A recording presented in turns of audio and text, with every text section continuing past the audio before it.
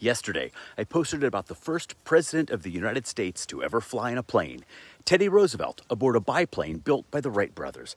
But then that got me thinking, what was the first ever Air Force One? Franklin Roosevelt was the first president to regularly use an aircraft while in office. During World War II, ocean voyages proved too dangerous. German U-boats were simply too lethal.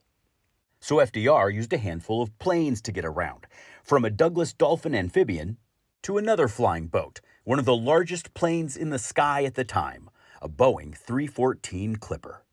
But most of the time, he flew aboard a C-87A, a converted B-24 Liberator bomber nicknamed Guess Where 2. Aware that such a militaristic aircraft might give the wrong impression, the Secret Service commissioned a Douglas C-54 Skymaster, dubbed Sacred Cow, as the permanent presidential ferry. FDR rode in it only once for his famous Yalta Conference in 1945 with Churchill and Stalin just before his death in office. However, none of these planes bore the moniker Air Force One. FDR's successor, Harry Truman, used a modified C-118 Liftmaster named Independence. And Eisenhower introduced a bevy of airplanes, including two Lockheed C-121 Constellations, given the name Columbine II and Columbine III after the Colorado State flower. Columbine II was later renamed, finally, Air Force One. It happened in 1953, just after Ike took office. Both he and Truman were in the air at the exact same time, on different Air Force planes, and Air Force One was given informally to Eisenhower's C-121 to avoid any confusion. The name stuck.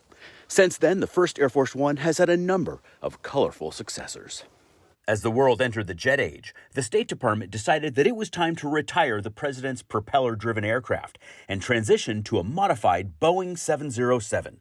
This plane would remain in service through several more administrations. It was Kennedy, at the urging of his wife Jackie, when he was given a new Boeing C-137 Stratoliner, who did away with the militaristic paint schemes that had dominated each of the planes up to that point. He instated a classier brand design, still in use today. United States of America was added in the same typeface used in the Declaration of Independence. And the paint scheme was changed to two complementary shades of blue, steel blue, evoking the early republic, and water blue, denoting the expansive future into which America was headed. Raymond Loewy, the French-born American industrial designer who did all of the work for free, is also famous for designing the Coca-Cola bottle. Tragically, the Stratoliner would host the swearing-in of President Lyndon Johnson just hours after Kennedy's assassination in 1963, and ferry a disgraced Nixon home after his resignation in 1974. It was replaced by the Boeing VC-25, a military version of the 747. One of the most recognizable aircraft in the world, they were ordered during the Reagan administration and delivered during the first Bush presidency.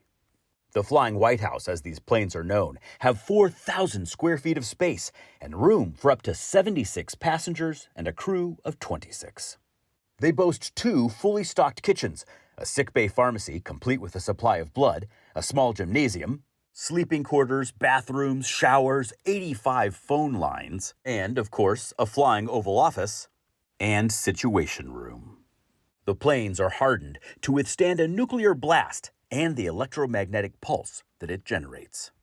And they can deploy electronic countermeasures, flares, and radar jamming, just in case they ever come under attack. Given their advanced age, they cost more than $200,000 an hour to operate. They have now been in service for more than 3 decades and are set to be replaced in 2024 with Boeing 747-8s, among the last 747s ever made.